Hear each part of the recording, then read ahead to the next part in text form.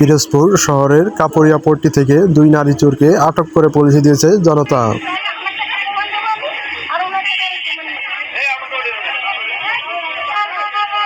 দুপুরে কাপড়িয়া পট্টির শ্রী শুরু উন্না হাউস নামক একটি দোকানের সামনে থেকে তাদের আটক করা হয়। আটককৃতরা হলো বাগেরহাটের মোড়লগঞ্জ উপজেলার পূর্ব সরালিয়া গ্রামের আলমগীর শখের মেয়ে সেলিনা আক্তার ও শ্রাবন্তী আক্তার ওরফে বড়ি। স্থানীয় ব্যবসায়ী ও সদর থানা সূত্রে জানা গেছে, সেলিনা আক্তার ও শ্রাবন্তী আক্তার ওরফে বড়ি সহ আরো 4 থেকে 6 জনের একটি চক্র ঈদের কেনাকাটা করতে আসা মহিলাদের টার্গেট করে তাদের ভ্যানিটি ব্যাগ, কাঁটা সহ কৌশলের ব্যাগ থেকে টাকা নিয়ে যায়।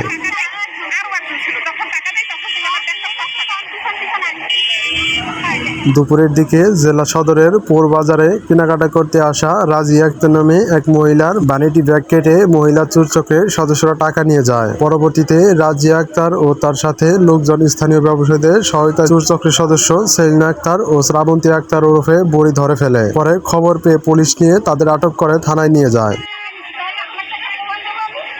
এই ঘটনায় ভুক্তভোগী রাজিয়া আক্তার বাদী হয়ে পিরোজপুর সদর থানায় একটি মামলা দায়ের করেন। পিরোজপুর সদর থানার ওসি আব্দুল হোসেন জানান, আটককৃতদের বিরুদ্ধে মামলা দায়ের করে আদালতে গ্রেফতার করা হয়েছে।